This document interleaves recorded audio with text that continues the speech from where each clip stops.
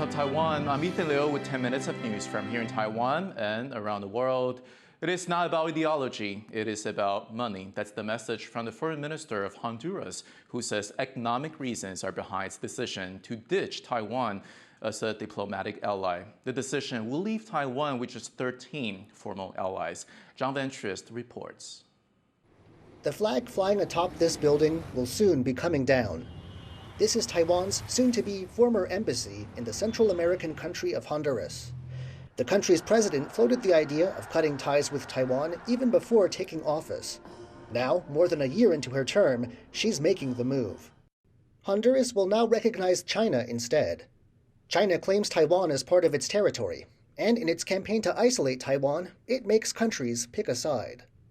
Honduras says mounting foreign debt is behind the switch. The country owed around $8 billion in the last quarter of 2022. Its debts to Taiwan amount to $600 million. Honduras asked to renegotiate this debt and for Taiwan to double its yearly aid to $100 million. But it says the results of this discussion were less than fruitful. El país se enfrenta a una crisis muy compleja en varias de las temáticas. Y por lo tanto la presidenta, después de un año de estar en estas conversaciones con Taiwán, pues no se recibieron las respuestas esperadas. Taiwan says it promised to help the country's development within its means, but it says it won't engage in a battle of dollar diplomacy with China. The switch is a blow for Taipei, which will now have 13 diplomatic allies, most of them in Latin America, the Caribbean, and the Pacific. These allies speak on Taiwan's behalf in organizations like the UN, where Taiwan is barred due to Chinese pressure. Honduras says the switch is not about ideology, but some of the country's analysts are skeptical. No, para China el interés es meramente político. Es quitarle otro aliado a Taiwán y hacerle frente a Estados Unidos. Eso es lo que sucede. Miren, nosotros somos parte de las piezas de un ajedrez internacional, pero nosotros no lo entendemos. Y creemos que somos grandes jugadores si establecemos relaciones con China. Estamos siendo utilizados por China. Back in Taiwan, the more than 100 Honduran students on Taiwan government scholarships are worried about the future, especially given what's happened to students from other former Taiwan allies when relations were cut. And I know how hard they've worked for this, like for having a scholarship. And this is out of their hands. So the future is uncertain. Like, for example, I've seen previous examples with Nicaragua. They need to start all over again their studies, or they just continue their studies in China. But however, time is something you don't get back. The loss of Honduras as an ally comes as an embarrassment to Taiwan's president Tsai Ing-wen ahead of her expected April trip to visit other allies in Central America, where her mission of shoring up ties will now have an added urgency. Damon Lin, Louise Watt, and John Van Trieste for TaiwanPlus. Japan has opened a new military camp on Ishigaki Island, only 270 kilometers away from Taiwan. Some 570 members of the Japan Ground Self-Defense Force are now stationed there, including a missile defense unit. It is the fourth place in the Southwest Archipelago where the military is stationed. The camp's opening comes just a month after Japan said it would buy U.S.-made missiles and allow U.S. Marines to be stationed in some of the outlying islands in Okinawa. Military analysts say it is a way to prevent China's military from entering this area. Meanwhile, Taiwan's military kicked off a series of live-fire drills on the offshore Penghu island chain on Wednesday. The exercise is aimed at testing the Penghu Defense Command's readiness to defend against a potential amphibious invasion. During the drills, howitzers and tanks fired at oncoming targets launched from the air and sea. The islands are widely considered as one of the first lines of defense against a potential attack from China, which has been ramping up its military pressure against Taiwan in recent years. Taiwan's defense ministry says it decided to hold this kind of exercise on Penghu each month.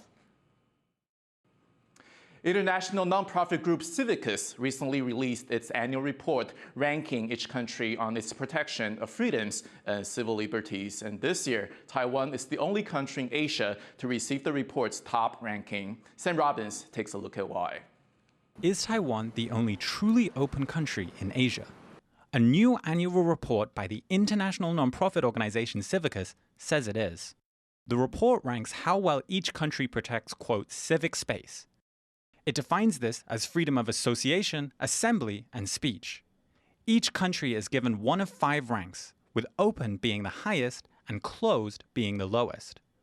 Taiwan is amongst the 3.2% of countries globally ranked as open. This comes just days after Freedom House gave Taiwan a 94 out of 100 in its annual Freedom in the World report, putting Taiwan in narrowly behind Japan. Keeping Taiwan from getting a perfect score were threats of Chinese influence, government corruption, unequal treatment of minority groups, and tough rules on labor unions. Both reports point to a global decline in democracy and freedom. Civica says that now over 50% of countries are either repressed or closed. And Freedom House says that freedom has been on the decline globally for the last 17 years. So how has Taiwan bucked the trend? Civica's told Taiwan's central news agency that Taiwanese officials are open to criticism and create platforms for discussion. They also praised Taiwan's free media environment. Freedom House lauded Taiwan's strong protection of civil liberties, but added that the country can still do more to promote equality and fairness. So while Taiwan may be the only open country in Asia, with freedom under threat globally, it will likely take work to maintain that ranking. Eason Pan and Sam Robbins for TaiwanPlus. A banyan tree that was given special status by the Taitung County government is believed to be sick.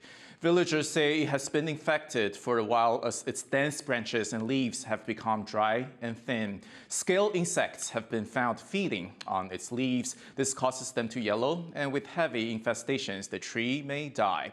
Taiwan currently has 4,200 protected trees, but this sacred specimen is also the center of local beliefs. Villagers say it is the last old tree in the area, so they hope plant doctors can provide treatment as soon as possible. Taitung officials say they are bringing in outside help. 介壳虫的危害之外，我们也担心说会不会是有那个禾根病的情形，所以我们也有已经委托那个屏科大找个时间来帮我们做取样。However, the term plant doctor has stirred up some controversy in Taiwan. Some medical associations think the word doctor should only apply to someone who treats people. Sandy Chi explains. Plant doctor. It's a term commonly used in Taiwan for professionals that treat and prevent plant diseases and do pest control. But some medical associations don't like it. They feel the word doctor should only apply to physicians who treat people. 医师，就我们的概念是，医师是诊治人命，是对这个人的生命的保护，所以它在我的整个医师法的整个架构下，它是一个高度排他性。Town's legislature is considering a Plant Doctor Act to regulate the practice of treating plants and protect consumers of local produce. Local medical associations have pushed back against the law because of its use of the word doctor. But for universities with plant medicine programs and nearly 100 members of farmers' associations have started a petition to support the proposed law. One association in a rural part of Taiwan believes plant doctors fully deserve to be called doctors for the vital role they play. These experts don't only fight disease and pests, but also help farmers save costs and advise on the safe use of pesticides. 我们更希望透过执医法的通过，可以来让我们的执医有一个证明，他们的课程更专业的训练。那我想这些都是对农民最好的帮助，对消费者最安全的把关。Plant doctors might not be able to help you with your blood pressure, but when it's an agricultural emergency, they're the experts farmers turn to. Howard Zhang and Sandy Chi for TaiwanPlus. Thank you for watching today's What's Up Taiwan. Don't forget to download the TaiwanPlus app for more stories from Taiwan and, of course, around the world. Finally, we leave you today with wildlife photos taken by Palestinian nature photographer Hassan Rimawi. I'm Ethan. Take care, and I will see you next time.